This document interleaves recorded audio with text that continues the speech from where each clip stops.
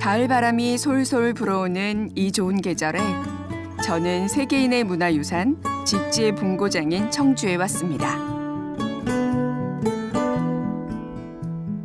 강과 산이 평화롭게 어우러진 역사와 문화의 도시 청주.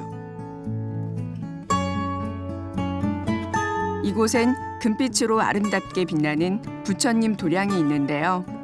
바로 해운사입니다.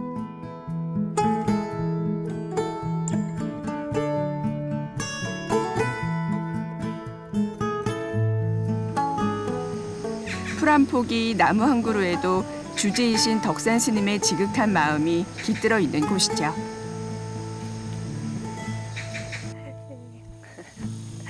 스님 반갑습니다.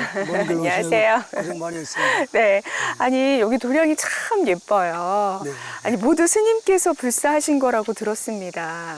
예, 제가 들어와서 했습니다. 원래는 이런 모습이 아니었었던 거죠? 예, 그러면? 작은 인법당 하나 있었습니다. 예, 네, 그동안 우리 불자 여러분들도 그렇고 네. 또 여기 공사에 참여하셨던 업자들도 그렇고 정말 고생 많이 하셨죠. 아니 지금 보니까 대웅전이 금빛으로 빛나고 있어요. 네. 아 인터넷에 제가 오기 전에 검색을 해봤더니 금빛 사찰이 빛나는 뭐 청주 해운사 이렇게 예, 나와 있더라고요. 실제로 우리 청주 시민분들뿐만이 아니라 전국 각지에서 멀리서도 오시는 분들이 계실 것 같아요. 사람도 첫 만남이 중요하듯이 예, 아무래도 저 신심이 있는 분들은 모르겠지만은 불교 이해를 못하는 분들은 처음에 오시면은 한의심이 일어난다고 그래요. 그래서 특히 이제 금은 진리를 상징하거든요. 네. 그 빛 변하지 않기 때문에.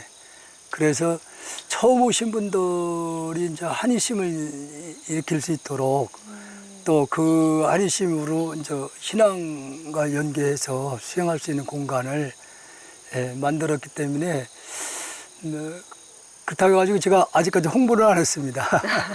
홍보는 하지 않고 뭐 누구를 보여주기 위해서 한 것도 아니고 네. 오직 뭐 신도분들이 편안하게 정진할 수 있는 공간을 만들었던 겁니다. 네. 예. 뭐 사찰 구경 좀 하시죠. 네네. 네.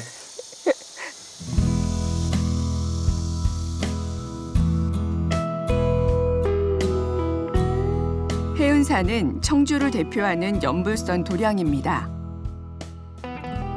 대웅전을 순금으로 장엄한 황금법당 사찰로도 유명한데요. 1989년 주지로 부임한 덕산 스님이 인법당 하나뿐인 쇠락한 사찰을 지금의 모습으로 중창했습니다. 직지심경의 참뜻을 알리는 중심 도량으로 해운사 부설 직지불교대학을 운영하고 있습니다.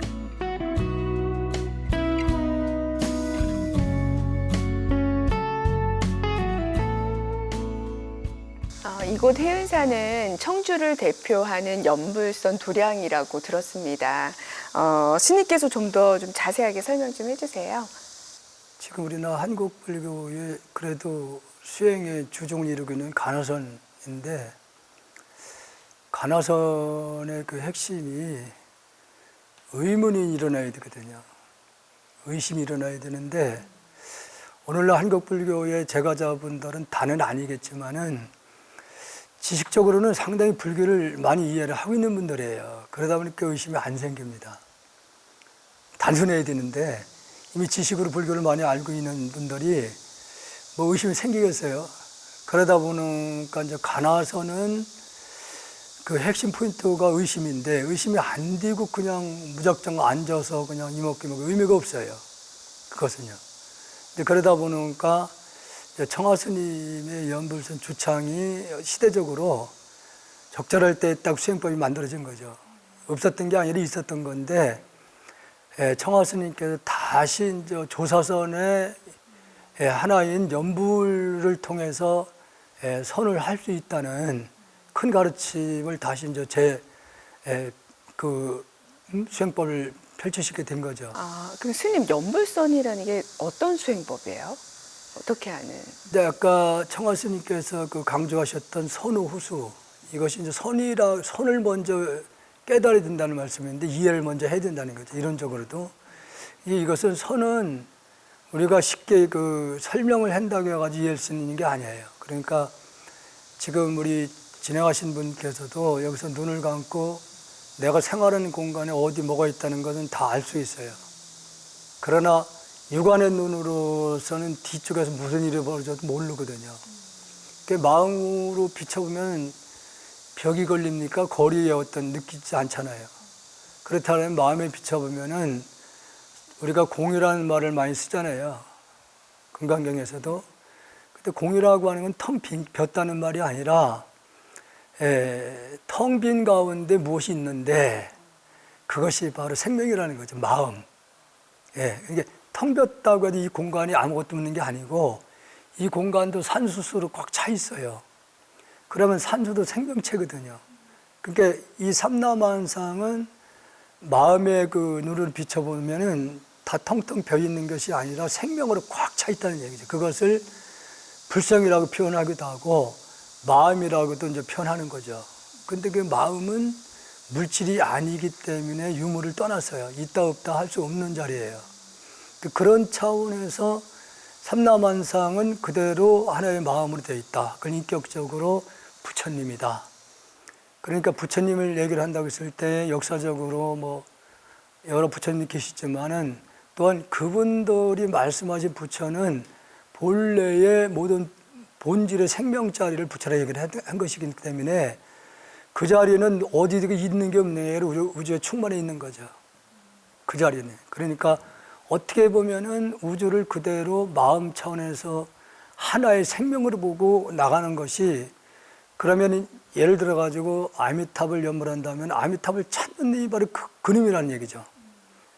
그러니까 자꾸 청하스님께서 진여 자리를 관해야 된다는 말씀을 하셨단 말이에요. 그러니까 진여가 따로 있는 건가?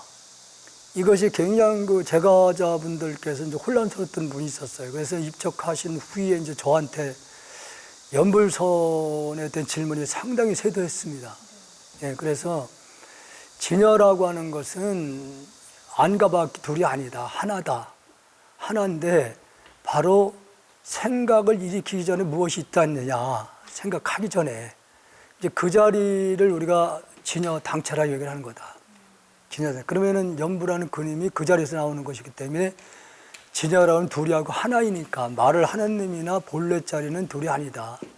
이제 그런 차원에서 이해를 한다고 그러면 선을 이해를 하는 거예요. 그리고 이제 그 자리에 연부를 하든지 주력을 하든지 한다고 하면은 그것이 곧 선이 되는 것이다. 이제 그런 과정을 통해서 집중이 된다고 했을 때 이제 고도의 그런 삼매경진까지 이제 들어가면은 스스로 느끼는 겁니다. 아, 이게 공부구나. 이렇게 되면 이제 등력이 되는 겁니다. 등력이 되면은 바로 우리가 행주자와 뭐 때 장소 가리지 않고 우리가 정진을 할 수 있는 것이 연불선 수행이에요. 저희 프로그램 제목이 출가잖아요. 그래서 스님께 출가를 하시게 된 계기를 꼭 여쭙고 있어요. 스님의 출가 인연은 발심은 어디서부터 왔을까요? 글쎄, 제가 참 부끄러운 얘기지만은 저는 불교에 대한 인연이 없었어요. 출가하기 전에 전혀 없었고, 효과에서 그 할머니 제사가 있었습니다. 일단 내가 장남이니까 그 제사날 참여를 해서 거기서 이제 저녁 제사 모시고 저녁 음식을 먹고 난 다음에 그날 오한을 느끼기 시작했습니다. 추웠다 더웠다. 출 때는 막 한기가 오고 더울 때는 또 선풍기 가지고 틀어야 되는데 그 정도로 그게 반복되다 보니까 새벽에 갑자기 이렇게 오는 거예요? 몸이 툭툭 부어 있더라고요. 몸이 상당히 많이 이렇게 부어 있었어요. 눈도 잘 못 뜰 정도로 머리도 막 이렇게 부어 있고 그래서 이제 어머님이 그게 다급하니까 이제 그 면사무소에 그 한의사 한방을 하는 분이 있어요. 찾아갔더니 맥을 짚더니 이제 혹시 음식 먹고 챈 것 같다고 말씀하시더라고요. 그래서 저는 체기를 못 느끼는 입장인데 그러면서 한약을 처방을 해줬는데 그걸 먹으면 더 붓기 시작하는 거예요. 심하게 붓더라고요. 그래서 이제 병원을 입원하는 상황이 됐고, 이제 병원에서 입원했다가 이게 저는 그 신장염에 대한 이해가 부족했기 때문에 아, 신장염이셨구나. 예, 부종이 빠지면 그건 난 거를 알았어요. 착각을 한 거죠. 그랬더니 그때의 병원 원장이 참기는 어렵겠지만 6개월을 무염시켜라. 그러면 살 것이다 그러더라고요. 근데 그걸 못 참았어요, 제가. 다른 증세는 없었고 부종이 빠지니 몸이 겉도나고 다 낫다는 생각을 이제 했던 거죠.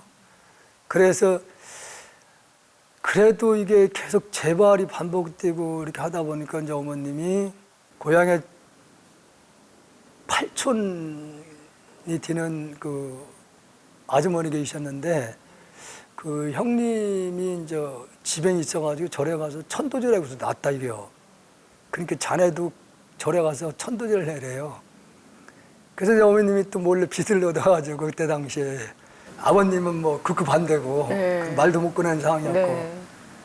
그래서 이제 절에를 가서 천도제를 하고 이게 뭐 그렇다고 낫는 건 아니고 근데 그래서 이제 절에 들어오는 계기가 됐던 거예요.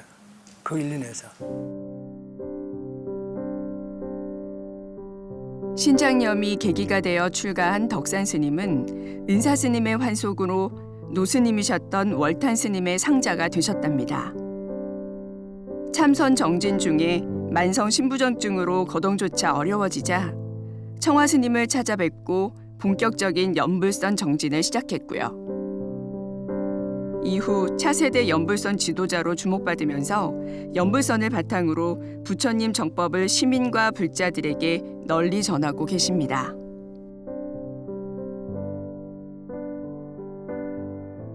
스님 건강 문제 때문에 아마 계를 받기까지 우여곡절이 참 많으셨을 것 같아요. 실제로 어떠셨어요? 그때 당시에 같은 행자 생활했던 분들이 4명 있었어요. 근데 그 가운데 천수경을 그때 이제 가까이 하게 됐는데 뭐 출가를 하겠다는 그런 것이 아니었고 그냥 보게 됐는데 그게 그렇게 와닿더라고요. 예, 와닿고 보통 분들은 이제 사람마다 좀 차이는 있겠지만은 보통 몇 개월씩 걸리는 분도 있대요. 천수경이 오는데 그래서 저는 일주일 만에 다 이어버렸어요. 예, 그러니까 그때 유발 상태에서 그때 당시에 이제 그 주지스님께서 도량석을 한번 해봐라. 근데 목탁을 그 다음날 새벽에 딱 잡았는데 아무것도 생각이 안 나요. 예, 이제 그런 과정을 거쳐서 있다 보니까 아 이게 내가 이제 그동안 다양한 서적을 이제 접하면서 거기 있던 절이 아 이게 서적을 통해서 알고 있는 불교하고는 다르다는 생각이 들었죠. 하는 의식들도 그렇고 그래서 이제 조계종을 찾게 된 거죠. 조계종을 이제 찾게 돼서 그때 당시에가 83년도에 법조사를 들어갔는데 법조사에서 이제 병이 심하니까 어렵다는 얘기를 하더라고요. 그래서 다시 나와서 이제 그때부터 전전하기 시작한 거예요. 전국 사찰을 이제 어떻게 보면 유행 아닌 유행을 하다시피 했어요. 그렇게 해서 이제 87년도에 지금 청주 용화사 기선 스님하고 인연이 돼서 그때 이제 정식 수계를 받는 계기가 됐던 거죠. 예. 은사 스님께서는 얼마 전에 입적하신 월탄 대종사십니다. 그죠? 그 은사 스님하고의 인연도 어떻게 인연이 되셨는지 얘기 좀 해주세요. 저희 은사 스님은 월자 탄자 노스님의 이제 시봉이었어요. 시봉이었는데 그 스님께서 이제 오늘날 한석을 하셨더라고요.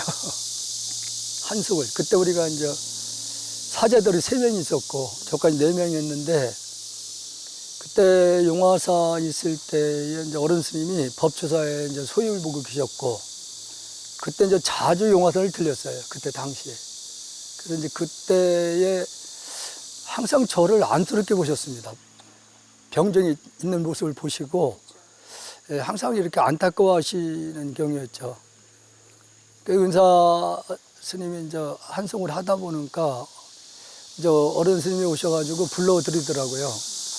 그런데 그때 이제 사제들 3명 가운데 2명은 너희들 알아서 가라. 그리고 이제 저하고 덕현 스님이라고 둘은 받아주겠는데 2사람은 떠나라 그러더라고요. 근데 나중에 이제 덕현 스님도 다른 분 중으로 건당을 했어요.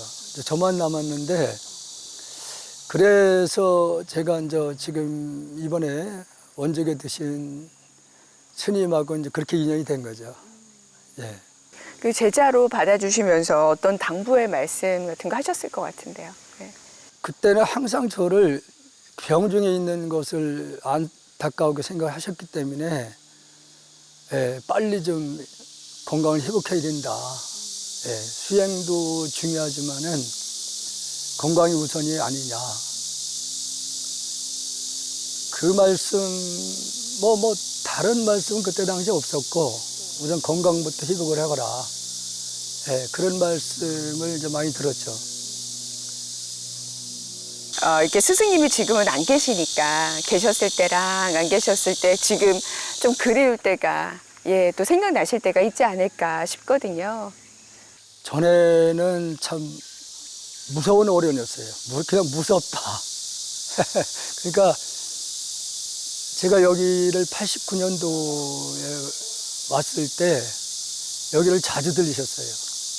그러니까 제가 건강이 안 좋은 상태에서 불사를 하는 모습을 참 그래도 의지가 대단하다고. 그때 당시에 이제 제가 정진을 열심히 하고 있었죠. 삼천을 정진을 그때 이제 하는 중이었는데, 어느 날 저한테 이제 누구를 존경하냐고 묻더라고요. 그때 당시에는 제가 이제 연불선을 가는 입장이라 제가 이제 성철 스님을 말씀드렸고, 2번째 누구냐 묻더라고요. 그래서 이제 제가 정신적인 스승이었던 그 스님 말씀을 드렸더니 정말로 좀 눈물이 쏙 나올 정도로 그렇게 하시더라고요. 근데 제가 그때 당시에는 그걸 새기질 못했어요.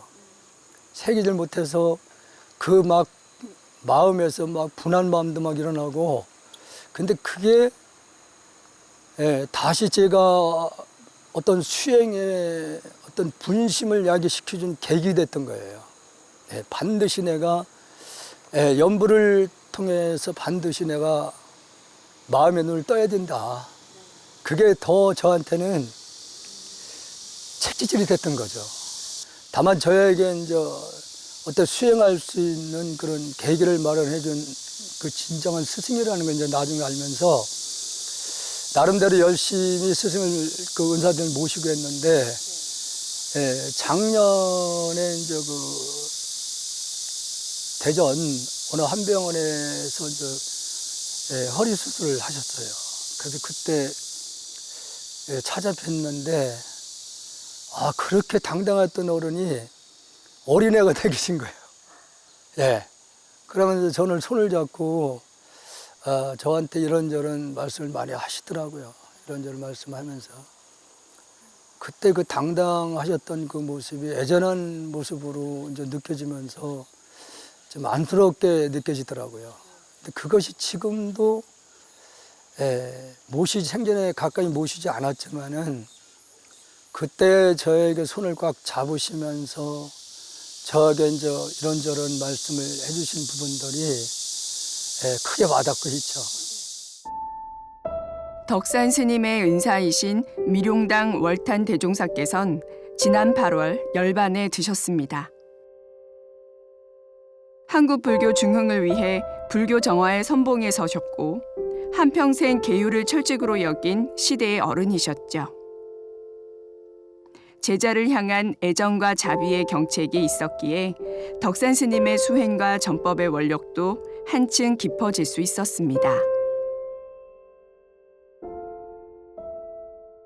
스님, 여러 가지 이제 뭐 건강상의 문제도 그렇고요. 어려운 일들을 다 이겨내시면서 이렇게 출가 수행자로서의 길을 걸어 오셨어요. 근데 앞으로도 계속 이 출가 수행자로서의 길을 걸어 가실 텐데, 스님께 출가란 어떤 의미인지 궁금합니다. 글쎄, 출가라 개인적으로는 출가는 생명을 살리는 일이다. 네. 그래서 저는 제 성격상으로도 참 잘했다는 생각을 하는 거죠. 비록 출가 인연이 지병에 의해서 저리 들어왔지만은 제가 성격이 좀 모난 부분이 좀 있었어요. 그러니까 그렇게 보이지 않으셨나요? 아닙니다. 어려서는 굉장히 급했어요. 예, 급해서 동생들도 많이 때리고 성질이 급해놓으니까. 그래서 나중에 절집에 들어와서도 저는 어떤 마음에 어떤 일을 좀 해봐야 되겠다고 딱 마음에 결정이 쓰면 밀어붙이는 스타일이에요. 이게 막 계산하고 그런 스타일은 아니거든요. 밀어붙이는 스타일이다 보니까 힌두분들, 임원진들이 굉장히 당한 적이 상당히 많았어요. 이걸 다 금을 다 붙인다 그러니까 벌벌 떨더라고요. 하면 된다. 걱정하지 말라고. 내가 키를 잡았으니까 따라오기만 하라고. 아니, 어렸을 때 별명이 삼보셨다고 그러는데 관련이 있어요? 성격이 모르겠어요. 저는 그거하고는 아닌 것 같은데 네. 제가 좀 어려서는 좀 바보스러웠지 않는가 생각이 드는 게 학교 다닐 때도 여자 학생들 앞에 못 지나갔어요. 혼자. 수줍음도 많으셨고요. 네, 굉장히 네. 왜냐면 이웃집에서 잔치를 해도 어머니 손잡고 따라가야지 혼자는 가서 직접 가서 국수 같은 걸 먹질 못했어요. 그러니까 그런 모습들이 친구들에게는 좀 바보스럽게 보이지 않았나. 그래서 저에게 삼보야, 삼보 이렇게 불렀어요. 그러니까 어머니는 그게 듣기 싫었던 거죠. 왜 멀쩡한 애를 삼보라고 부르냐고. 그러니까 어머니는 이제 그게 바보라는 것으로 받아들였던 것 같아요. 그렇지 않으면 떡보야, 떡보야 부르고. 그래서 되돌아보면은 내가 과거 생애로부터 이게 불가의 인연이 깊었었구나. 예, 이제 그걸 출가한 이후에 이제 느꼈던 거죠. 아마 잠재해 있는 그게 숲이 아닌가 생각되는 게 뭐냐면은 시골에서 담배 농사를 크게 했어요. 그러면 담배 농사면은 그 묘종을 하게 되면 풀을 뽑아줘야 되는데 어머니한테 내가 하기 싫어서 그렇게 하는지는 모르겠지만은 왜 살라고 태어난 걸 왜 이거 뽑아 죽여야 되느냐고 막 대들었던 적도 있고, 그리고 파나 생파, 생마늘, 생강 이걸 입을 못했습니다. 어렸을 때. 예, 어려서부터. 그래서 이제 되돌아보면은 내가 잠재해 있었던 숙기가 금상으로 이제 이어졌다는 것을 느끼게 됐던 경우죠. 오랜 지병으로 고생하면서도 대웅전을 금으로 장엄하는 엄청난 불사를 이뤄낸 덕산 스님. 스님 말씀처럼 전생의 오랜 인연 덕분이 아닌가 싶은데요. 다음 시간에 계속해서 스님의 전법 이야기 만나보겠습니다.